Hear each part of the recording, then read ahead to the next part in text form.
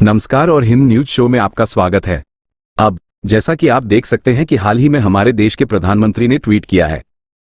वैसे आप सभी में से कई लोगों ने इस विषय पर टिप्पणी की, मेरे वीडियो की मांग की, तो मैं यहां हूं। अब अंतर्राष्ट्रीय मीडिया भारत की जीडीपी विकास दर के लिए सामने आए बम्पर नंबरों को बड़े पैमाने पर कवर कर रहा है। वित्त वर्ष 2023-24 के लिए पूर्ण वर्ष जीडीपी विकास दर डेटा 8.2% होगा। इसकी किसी को उम्मीद नहीं थी और हमारे प्रधानमंत्री ने इस विकास दर संख्या के बारे में कहा कि यह सिर्फ एक ट्रेलर है, देखने के लिए अभी बहुत कुछ बाकी है। इसका मतलब है कि पूरी फिल्म अभी बाकी है, और बिल्कुल मैं आपको बता दूं, पूरी फिल्म वाकई में अभी बाकी है। लेकिन अभी के लिए मैं चाहता हूं कि आप समझें कि यह 8.2% इतना खास क्यों है। दुनिया भर के प्रमुख अर्थशास्त्री भारत की 8.2% जीडीपी विकास दर हासिल करने के लिए प्रशंसा क्यों कर रहे हैं, जबकि दुनिया भर की प्रमुख अर्थव्यवस्थाएं या तो मंदी के कगार पर हैं या पहले से ही मंदी में हैं। ये किसी भी तरह से कोई छोटी उपलब्धि नहीं है। और आप में से कुछ लोग पूछ सकते हैं, ठीक है, हमारे पास 2020 से पहले भी उच्च विकास दर के आंकड़े थे, तो 8.2% इतना खास क्यों है? आपको बता दूं, यदि आप भारत के इतिहास को देखें, जब से हमने अपनी जीडीपी विकास दर की ठीक से गणना शुरू की है, अब तक हमारे प्यारे भारत की विकास दर सिर्फ 9 बार ही 8% से ऊपर गई है। सिर्फ 9 बार। मौजूदा पीढ़ी के तौर पर हम 8% से ऊपर की विकास दर के कुछ आदी हो गए हैं, क्योंकि उन 9 बार में से 4 बार ये विकास दर पीएम मोदी के नेतृत्व में हुई है। वैसे इतिहास पर गौर करें तो इस बारे में सारा डेटा ऑनलाइन आर्टिकल्स में मिल सकता है।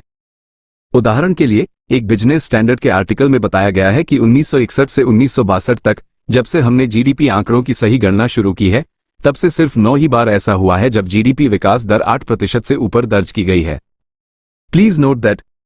आप देख सकते हैं कि ये 2015-16 में 8% की विकास दर के साथ, 2016-17 में 8.3% के साथ, 2021-22 में 9.7% के साथ और अब हम 2023-24 में 8.2% की विकास दर देख रहे हैं। यकीन मानिए, जो अनुभव हम अब कर रहे हैं वह हमारे पिछली पीढ़ियों ने कई दशकों तक नहीं किया।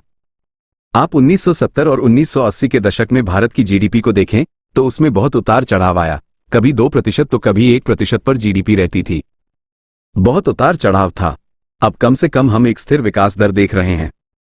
मुझे व्यक्तिगत रूप से बहुत खुशी होती है कि अब हम लगातार जीडीपी विकास दर के इन आंकड़ों को हासिल कर रहे हैं। लेकिन भविष्य को और भी प्रभावशाली बनाने के लिए हमें एक देश की विकास दर को कॉपी करने की जरूरत है, और वो देश है चीन।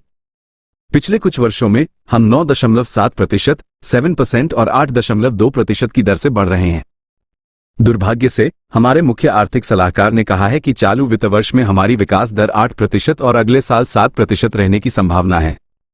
हम ऐसा नहीं चाहते। अगर फिल्मों की बात करें तो हमें वही करना चाहिए जो चीन ने 1992 से 2000 के दशक के मध्य तक किया था। आइए आपको चीन का डेटा दिखाते हैं। जिस तरह भारत ने 1991-1992 में आर्थिक सुधार किए थे, उसी तरह चीन ने भी 1992 तक देंग शियाओपिंग के नेतृत्व में बहुत महत्वपूर्ण सुधार पूरे कर लिए थे। उसके बाद चीन की विकास दर चौंकाने वाली थी। भारत उसी विकास दर को क्यों नहीं दिखा सकता? इसका कोई कारण नहीं है। यहां आप देख सकते हैं कि 1990 में चीन की विकास दर 4% से नीचे थी। अगले साल यह 9% से ऊपर थी और फिर चीन ने 1992 में 14.2% की महाकाव्य जीडीपी विकास दर दर्ज की। उसके बाद चीन लगातार 13%, 12% और 9% के आसपास बढ़ता रहा। आखिरी बार 2007 में उनकी जीडीपी वृद्धि चरम पर थी जब चीन फिर से 14.2% से बढ़ा। हाँ, ये तो आप जानते ही हैं कि वैश्विक वित्तीय संकट आया और दुनिया भर में जीडीपी विकास दर गिर गई।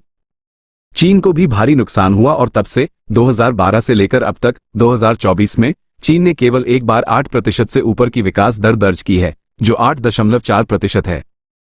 इसलिए हमें इस बात पर ध्यान देने की जरूरत है कि चीन ने 1992 और 2007 के बीच क्या किया था। यह एक चमत्कार था। मुझे आशा है कि अगर हम श्रम सुधार, केंद्र और राज्य सरकारों के बीच राजस्व वितरण पर स्पष्टता और कर सुधार जैसे उचित आर्थिक सुधार लाते हैं और देश में विनिर्माण बढ़ाते हैं, तो भारत 10% की विकास दर ने हाल ही में कहा था कि भारत अगले दशक में 10% की विकास दर हासिल कर सकता है। तो सिर्फ मैं ही नहीं मानता हूं कि चीन ने 1992 और 2007 के बीच जो किया वो भारत दोहरा सकता है। रिजर्व बैंक के डिप्टी गवर्नर को भी यही विश्वास है कि भारत का स्वर्णिम काल अभी बाकी है। अब आप में से कुछ लोग सोच रहे होंगे कि इन सभी नंबरों से आपको सीधा क्या फायदा होगा। जब देश की जीडीपी बढ़ती है तो जाहिर सी बात है कि देश में ज्यादा निवेश आएगा। इसका असर अभी परोक्ष रूप से हो सकता है, लेकिन जब भारत ज्यादा कर्ज लेने में सक्षम होगा तो आप जल्द ही इसका सीधा असर महसूस करना शुरू कर देंगे। आप में से कुछ लोग कह सकते हैं कि कर्ज लेना बुरा होता है और हमें अपना कर्ज कम करना चाहिए। जरूरी नहीं। देखिए, चीन और अमेरिका ने अपनी अर्थव्यवस्थाओं को कर्ज पर खड़ा किया है। ये ब्याज दर और कर्ज की शर्तों पर निर्भर करता है। अगर आपको अच्छी शर्तों पर दीर्घकालिक ऋण मिलते हैं तो एक देश निश्चित रूप से विकास कर सकता है। दुनिया भारत को जिस ब्याज दर पर कर्ज देती है वो क्रेडिट रेटिंग एजेंसियों द्वारा तय की जाती है। जैसे जैसे भारत की जीडीपी विकास दर बढ़ती रहती है, अमेरिका स्थित सिटी ग्रुप ने कहा है कि अगले 2 वर्षों के भीतर इस बात की संभावना है कि स्टैंडर्ड एंड पुअर्स भारत की क्रेडिट रेटिंग में सुधार करेगा। आइए आपको वैश्विक क्रेडिट रेटिंग एजेंसियों द्वारा देशों के लिए क्रेडिट रेटिंग स्केल के बारे में थोड़ा समझाता हूं। ये एजेंसियां अन्य निवेशकों और संस्थानों को बताती हैं कि किसी देश को उधार देना कितना सुरक्षित है। ये कुछ हद तक एसबीआई और आईसीआईसीआई जैसे बैंकों के समान है, जो आपको सावधि जमा पर 7% की ब्याज दर देते हैं क्योंकि उनके पास विश्वसनीयता और अच्छी रेटिंग है, जबकि एक नए अज्ञात बैंक आपको 10% ब्याज दर दे सकता है क्योंकि उसमें विश्वसनीयता की कमी है। यही बात देशों पर भी लागू होती है। चीन और अमेरिका को कम ब्याज दर पर ऋण मिलता है, जबकि भारत को अधिक ब्याज दर का भुगतान करना पड़ता है क्योंकि भारत की वर्तमान रेटिंग बीबीबी है। ये रेटिंग 2 साल के भीतर बीबीबी या बीबीबी जोड़ तक सुधार सकती है। अगर हम और भी ऊपर जाते हैं तो ये बहुत शानदार होगा। सरकार को बुनियादी ढांचे, रक्षा और अन्य कार्यों पर खर्च करने के लिए बहुत सारा पैसा मिलेगा। आप पूछ सकते हैं, क्या कर्ज बढ़ने से अर्थव्यवस्था पर असर नहीं पड़ेगा? हमारा मुख्य फोकस ऋण जीडीपी अनुपात पर है, जिसका अर्थ है कि आपकी जीडीपी के सापेक्ष आपका कितना ऋण है। जैसे जैसे भारत की अर्थव्यवस्था 8% या 7% की दर से बढ़ती रहती है, कर्ज अर्थव्यवस्था के अनुपात में कम लगेगा, जिससे हमें देश के विकास के लिए उधार लेने के लिए और जगह मिलेगी। इसी तरह आने वाली फिल्म की कहानी बनेगी। उम्मीद है हम लगातार सिर्फ 9 बार से ज्यादा 8% से ऊपर बढ़ेंगे। हमें अपने देश के समग्र विकास की एक ठोस नींव बनाने के लिए ऐसा कम से कम 10 से 20 बार करने की जरूरत है।